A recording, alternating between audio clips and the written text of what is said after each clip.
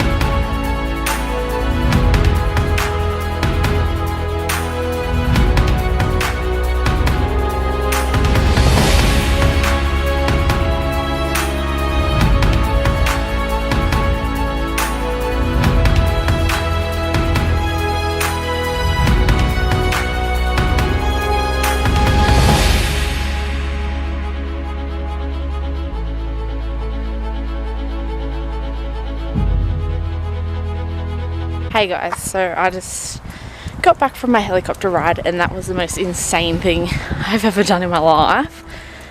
Like, we landed on top of a glacier.